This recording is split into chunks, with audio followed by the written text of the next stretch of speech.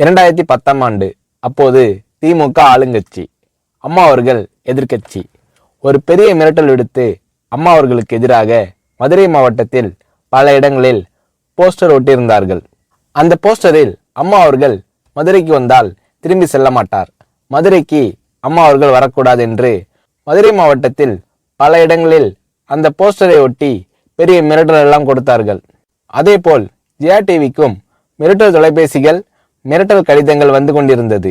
ஜெயா டிவியின் செய்தி பிரிவினர் இந்த மிரட்டல்களை பற்றியெல்லாம் தியாகத்தலைவி சின்னம்மா அவர்களிடம் சொல்லி அம்மா அவர்களின் கவனத்திற்கு கொண்டு சென்றார்கள். அம்மா அவர்கள் துணிச்சல், வீரம், கம்பீரம் இவற்றின் ஒட்டுமொத்த உருவம். அதனால் புரட்சி தலைவி அம்மா அவர்கள், நான் மதுரைக்கு போய் தீருவேன், பொதுக்கூட்டத்தில் பேசியே தீருவேன், எது நடந்தாலும் எதிர்கொள்கிறேன் என்று சொல்கிறார்கள்.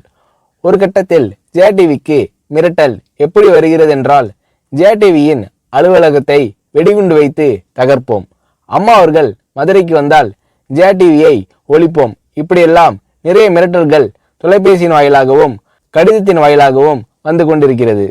இந்த மிரட்டல்களை எல்லாம் கடந்து அம்மா அவர்கள் மதுரைக்கு சென்று பிரம்மாண்டமான பொதுக்கூட்டத்தில் லட்சக்கணக்கான மக்கள் மத்தியில் எழுச்சி உரையாற்றும் போது, ஒரு எதிர்க்கட்சியின் தலைவி என்ற முறையில் என்னை நீங்கள் மிரட்டுங்கள், ஒரு எதிர்க்கட்சியினை நான் நடத்துகிறேன் என்பதற்காக கழகத்தை மிரட்டுங்கள், ஜெயா டிவியை எதற்காக மிரட்டுகிறீர்கள், ஜெயா டிவியின் அலுவலகத்தை நீங்கள் தகர்ப்பீர்களா, ஜெயா டிவியை நீங்கள் ஒழித்து கட்டிவிடுவீர்களா, பார்க்கலாமா, ஜெயா டிவியை ஒழித்து கட்டிவிட்டால் என்னுடைய அரசியல் குரலை ஒழித்து விடலாம் என்று கனவு காணுகிறீர்களா?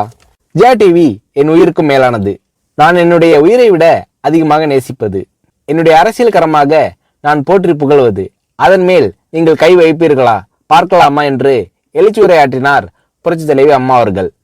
இப்படியெல்லாம் அம்மா அவர்களின் அன்புக்கும் மரியாதைக்கும் பாத்திரமாக ஜெயா டிவி இருந்தது.